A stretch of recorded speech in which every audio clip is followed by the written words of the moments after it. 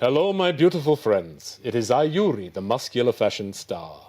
Ladies, be still your beating hearts. Well,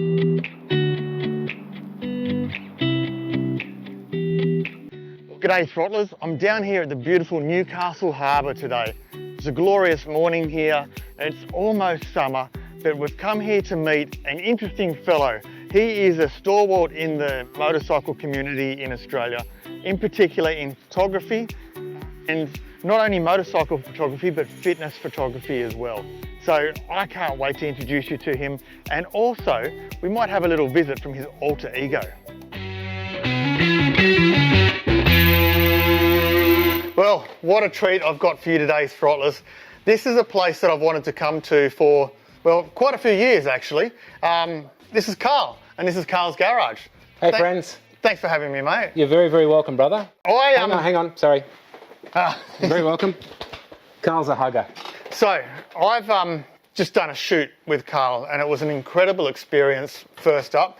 I brought Helga, the GS, up, and he made that girl look absolutely stunning, and I'm so grateful for it. Thank you very much. You're welcome. But to give Carl's Garage a quick plug before we even talk about you, what an amazing experience this is. If you are interested, and if you're in New South Wales or even further afield, certainly check out Carl's details. I'll certainly put them all over this video. But come up, spend a couple of hours with this fella, take some photos. It's a really, really pleasant experience. So Fantastic. I'm grateful for that. Fantastic. So let's go way back to your youth, your childhood. Yep. We had a chat off camera about our first bikes. What was your first bike? The first bike I rode was a little Honda Mini Trail, and a friend called Brad had it, and we rode it round and round and round his front yard, and that was when the rot set in. I knew from that moment that I wanted to ride bikes, but I didn't ride again until I was at the licence age of 16 and 9 months. And I went down to Fraser's here at Newcastle, and I bought a Honda 250 Hawk, 1979 Honda Hawk. And my friend said that I would have to get my bottom surgically removed from the seat because I wouldn't stop riding it. Wow. And that's what I learned to ride on. The day after I bought it, 3 of my friends that were older than me turned up at 7 o'clock, knocked on the door at my parents' house where I was living, and said, "Come on, get your helmet, we're going." And we rode down to Wiseman's Ferry from Newcastle, and they would ride ahead and pull over and light up a cigarette and wait, and then I'd come putting along, put. But by the end of the ride, they were just starting to light their cigarette. So I'd gained, through the day, I'd gained 5 minutes. Right. And that 5-6 hours in the saddle, in all those varied conditions, really kick-started my learning and my passion for being on the road. Stepping up from that bike, what was your next purchase? Well, I was, next was a RD 250 LC, and what a bike that was. You could lean it from pegs to pegs, wheel stands. Was that a two-stroke? Two-stroke. Yep. And I actually went down to the Central Coast for a run 2 weeks ago, and there's a guy in an RGV 250, and he's just cruising along, and I just sat in behind him, just so I could smell the two-stroke. It's a beautiful thing. The sound, the smell, but that was I really learnt more about the craft of riding on those bikes, because at the time they also had a RD 250 and 350 class in racing. Right, okay. It became a production bike, go-to bike for racing. Right. So they're a good bike. They're pulling big dollars now. Yeah. A restored one's worth $8,000, $10,000. They were only $2,000 new. Yeah. Yeah. When I was a teenager, I lived in a town called Canoundra in the central west of New South Wales. Yeah. And a couple of the guys that I went to school with, they bought 2 of the RGVs. Yes. And Canoundra was a town of only 2,000 people. But you can be on one end of that town and you could hear the boys riding at the other end of the town. You could see that you could hear them all the way when they're on their way to the place. So yeah, what an epic little bike. Yes. So we're sitting in your garage now, and just off to the right of the camera, there are 3 incredible machines. I'll overlay the images while you talk to them, but start on the left and tell us about the history of that bike. It was 1982, so 41 years ago. I had a GPZ 1100 B1, at the time the world's fastest motorcycle. I threw it around like a dirt bike, used to drift it through corners and wheel stand it everywhere. But a friend rang me up and said that there was an old Z for sale for $2,000. And it had been built by a man called Fitzy. And Fitzy's like folklore legend. He's from Maitland, and he built the best Kawasaki's around. And the guy had bought it up at Rutherford, and he was selling it for $2,000. And I rang him up and I said, mate, what's wrong with the bike? And he said, no. He said, it's too fast for me, I don't want it. Right. And I walked up and walked into this immaculate 77 Z1000 with a $2,000 envelope. I said, mate, where's the keys? Yes. And rode it home. So I've owned that one 41 years now, and it's the one I'm most connected to. The frame flexes at speed, the suspension's non-existent. It's not as powerful as the other bikes, but it's the one that I'm most connected with. Lovely. The next one is out of slight order there, but the next one in the middle is the 900 RS Cafe. I've been stuck on Kawasaki's for 40 years now, and when that first came out, I wasn't riding at the time. I'd had a break from bikes. But recently, getting right back into them, this one came up for sale with low kilometres, and it just feels right. Feels like home. You sit on it, it's the riding position I know, it's the Kawasaki four-cylinder engine sound, because it's unique. Very unique. You can hear a Kawasaki over any other engine, I believe. The H2s are a little different because they've got the supercharged wind going on. But it was a really good deal, and once I got it breathing properly with a decent exhaust, air filter combo, it snaps and snarls, and it's a beautiful bike to ride. Lovely. And on the end is Mad 14. Mad 14 is a beast of a Ninja 1400, and I was going through bike sales.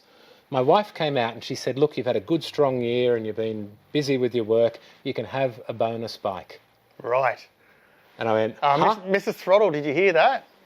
Bonus bike. Bonus bike. I've had a good year. And I didn't overreact, and I thought, yes. So straight on to bike sales for the next few weeks, and I put in the parameters, ZX14, and because I knew that's what I wanted, because I hadn't had a red Kawasaki superbike since the 80s. Right. And I wanted another red Kawasaki superbike. And there were 26 of them available, and I always had it set to cheapest to dearest, and I was looking, and then after about 2 weeks, it said there was 27 available. And, yes. Wow. What's the new one? Yep. And I'm going 3,000 bomb, 5,000, 6,000. It got to $8,000, and there was this 2010 model bike in red, the only red one for sale, with next to no kilometres, 8,000 kilometres on it. Wow. So 10 years old, 8,000 kilometres for $8,000 in Melbourne. And I rang up the dealer who was selling it. A guy had traded it in for an adventure bike. Right. He'd gone from 70 years old. Yep. He'd hopped off a 1400 Ninja to start adventure trail riding. And I rang the dealer and I said, he answered the phone and I said, Carl, bank details, Ninja deposit. And he said, hang on, slow down. I said, Carl, bank details, Ninja deposit. And he laughed and he said, so you want the red Ninja? And I said, Carl. And 4 days later, $300 to courier it up from Victoria, this immaculate bike. I spoke to the owner and he said, it's never been over 130 kilometres an hour, he said, and it's never been wet. Wow. And I said, mate, haven't you ever been out of first gear? Because it'll do more than that in first gear. So, blessed to get it. And then I was really lucky. Before it arrived, I jumped onto eBay and got a full Yoshimura system for it for $500. Wow. Great. From a guy that exports bikes, and he takes off the sports systems and puts standard pipes on, because the country that he exported them to can't have sports pipes. Wow. And so he sells these Yoshimura systems for $500. Incredible. So score. Yeah, absolutely. And I'm totally under its control, and I will never ever ride it to its capacity, because it is insanely powerful. But I ride within my sort of skill set. Sure. Stay safe. Yeah, absolutely. So, what an incredible stable of bikes you've got. Lovely. Let's talk about Carl's garage. And in fact, let's go back further. Let's talk about your photography journey, because most of my audience has probably seen your images, even if they didn't realise they were yours, because they're all over the internet. Yep. Where did you start?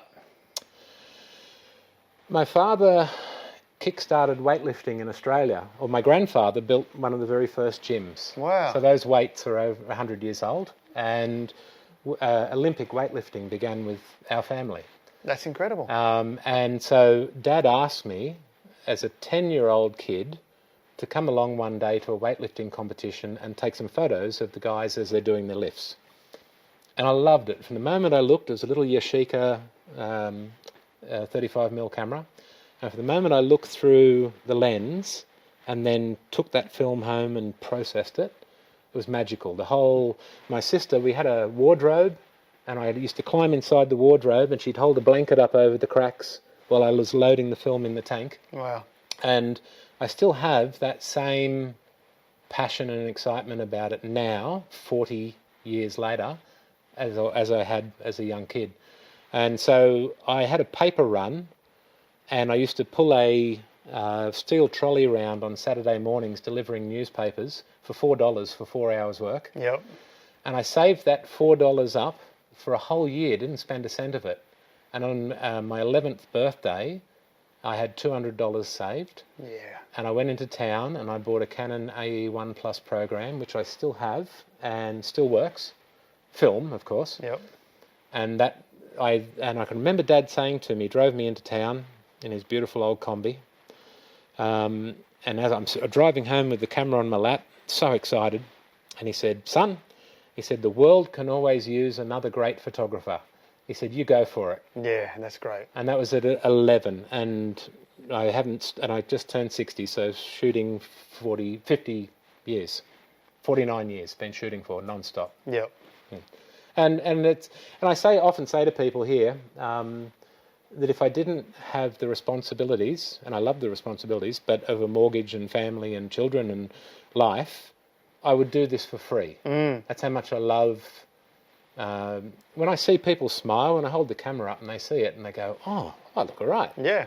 Yeah. Because a lot of people that come here to the garage don't like having their photograph taken. Sure. And so what I learned very early in the piece, if I'm chilled, if the environment's cool, and I engage with people and help them relax into what we're doing, you get these amazing portraits. I had one fella turn up here, and he's quite staunch when he arrived. By the end of it, he was like, "Oh, Carl, come here." And he said, "That was the best thing ever." Yeah. And because he didn't want to be photographed. Yeah. But I sort of tore that down. When he realised that I wasn't going to force him to smile, I was just going to capture him in this part of his life, he really got into it. It was lovely. It was lovely to watch the transformation. Absolutely. So, looking over at the corner at your grandfather's weights. Yes.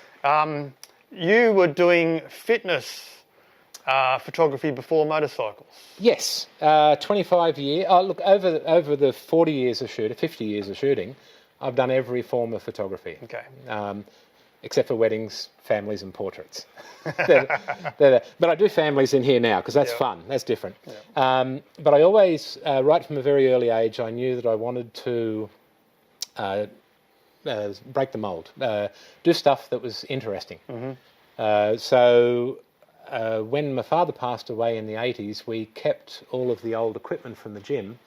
And when the muscle photography began, I did 10 years of airbrush illustration, and I wanted to do a painting of a muscular male torso, and my cousin at the time was Mr. Australia. Right.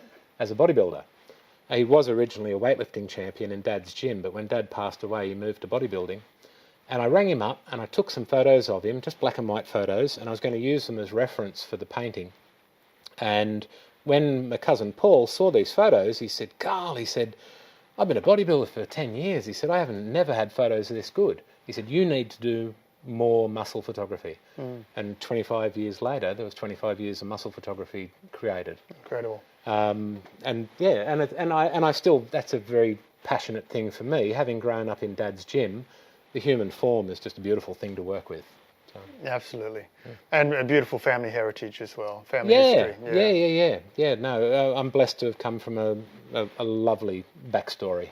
Awesome. So, bouncing back to today. Yes. We shot a motorcycle day, my motorcycle. Yes, beautiful machine. How did you start shooting bikes in here? How did that all come about? Okay. Bodybuilding photographer, main focus, all those years, COVID. Because this is my only source of income, I had to very quickly regroup and think, what else can I do? And I had returned to bike riding. I was building a bench here, just that piece of timber and a plank on top. My beautiful wife came to the door over there and she looked at me and she said, "You're only doing that so you got somewhere cool to work on your own bikes." And I said, "No, I'm not." "No, I'm not." And she laughed. And I said, and she looked at me like this and I said, "I'm going to turn it into a stream of income." And she walked out laughing. And I went, "Oh, no, now I've got to actually turn this into a stream of income. Yep. I've got to work out how to make this work." Yep. And fortunately, over the years, I've been a bit of a collector of stuff, a bit of a hoarder. Mm-hmm. Sorry to my beautiful wife. She's very tolerant, patient. But I realised I could build a cool backdrop with what I had, with the bits and pieces. And so over a 3-day period, I started nailing planks to the wall. And I got a stain, Black Japan. And it takes new timber and makes it look old. Oh, wow. So this is all brand new timber. Okay, it looks beautifully aged. Yeah, and so and what it does, it makes all the grain go black. Mm-hmm. And so I aged it and then started dressing it up. And then, of course, over the 3.5 or 4 years I've been shooting it, people have been giving me, donating, thank you to all you beautiful people out there that turn up later on and donate things to the set for me so I can change it all the time. It is a working garage. I work on my bikes in here. So it is a legit garage, but it's also obviously a photographic background. Fantastic. And so I got one of my friends in and I took a photograph and I set up, it wasn't this lighting, it was slightly different lighting because it's very specific lighting for bikes and cars. And I thought, yeah, that looks really great. And then the next week I spent testing on my own bikes, all different lighting combinations until I got one where the bike was the hero, but the set still looked great. Yep. And then I started posting them just on my normal Facebook page that was always bodybuilding related, on my business page, and a person put his hand up and said, "Oh, I'd love to be photographed." And that's where it began. And it just rolled on from there. And people are now travelling from all over the country to come and work with me. Absolutely. Which is so lovely, you know. Yeah. To know that what I do is appreciated is very, it means a lot to me. Yeah, I mean, the images, you can be scrolling through social media and one of your images stands out straight away. If that scrolls through, you go, "Yep, that's a Carl's image." Yep. And that's what I love. And that's what, for me, that's what an artist is, when something is instantly recognisable as someone's art. Yes. Yeah. And I do try to, I'm always trying, because eventually I'd like to do a book down the track. So I make sure that everybody's shot differently, that the set is constantly moving and changing, so that when people are looking through the book, they'll see it'll be a different story. And while people are here, I like to hear their story. I'm genuinely in, because when it comes down to it, and I've often said this, the bikes are beautiful, but to me, the people I meet is the gold of this series. And we all came to bikes for different reasons. We've all got different backstories. Mm-hmm. And when I get to meet people for the short period that I do, I suck that in. So I love that information. And then when I share it back in social media, I've had hundreds of people tell me that they enjoy what I share with the words just as much as the photography. Yeah. They like to hear other people's backstories. Yeah. And so that's I love doing that. I love sharing the bike community with the bike community. Absolutely. So I also have noticed, as a follower of yours for some years, there's an alter ego that appears every now and then. Can you tell us, number one, how Is it Yuri? Yeah, that's Yuri. Tell me how Yuri came about initially, and is there a backstory? And maybe Yuri can come out to chat. Hello, my beautiful friends. It is I, Yuri, the muscular fashion star. Ladies, be still your beating hearts. So, my friend, Yuri came about a few years ago. No, I can't take that. Yuri started out as my alter ego. I realised early on that video was a very important part of social media. Yeah. People engage with video. Yep. That's never changed. Hence, we're shooting a video. That's right. And I had taken up coffee drinking and hadn't drunk it right through my whole life. And I came up with this character that was a coffee fiend. Right. And this is pre-Yuri. Yep. And I did these funny little videos of me, almost like Gollum, but then all of a sudden he became this strong character with caffeine through his system. And then one day I was out here just shooting a video and I spoke in Yuri's voice. And I thought, oh, there's a character. Yeah. And I started doing Yuri videos. And what I wanted to do with the Yuri videos was share some of the things that through my life I thought were important. Be nice to people.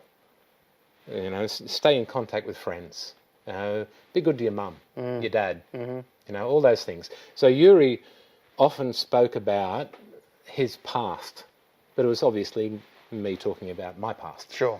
And yeah, it was fun. It was a fun character to, yeah. And the ladies, they go crazy for my mustache. I was a mustache at the time. Yuri started the mustache. So the beard came with the garage, and Yuri had this big. There's a very interesting thing about mustaches. When I first had the mustache as the coffee fiend, it was a Chopper Reed handlebar. Right. Not a single person ever commented on it. Right. One day, I shaved the bottom bits and turned it into an upward turning one. Yeah. And everybody commented on it. That's insane, isn't so it? the serial killer, not serial killer, sorry Chopper, not serial killer. They come and haunt us. No. But the downturn one, nobody would ever mention it. But the moment you turned it into a happy smile, everybody spoke about it. Amazing. Wow, cool mustache. Yeah. But it's since become beards. Yeah. So yeah, that's Yuri. Yuri, love Yuri. Thank you for bringing Yuri up. Yeah, no, I haven't done a Yuri for a while. No, I was going to say that. It's been a while since I've seen him, so... Maybe he'll visit the studio tonight. And he does come out, like, quite instantly. He does. He does. He appears. He's in black and white, and he's a very special man. Absolutely. Look, I'd just like to say thank you. Thank you to you for loving what I do. And thank you for all the amazing people that come here. Really, seriously, you pay my mortgage and feed my children and keep me in motorbikes. People, when I sell gift vouchers to people for shoots, they often ask, like legally in Australia, a gift voucher lasts for 3 years. Has to. But they ring up and they say, oh, I haven't been for 12 months. Is it still viable? Still okay? And I said, look, I'm 60 and I'm going to shoot until I'm 80 if I live that long. Just come to me before then. Yeah. You know, hopefully they come before then. But so I'm planning to continue doing this for as long as I can do that with the camera. Sure. So I'm blessed that I've been accepted by the motorcycle community and that they love what I do. So thank you. And I might say, I won't mention the price because just in case it changes, but it's very, very affordable. Yep. For what you get and the experience that's created here.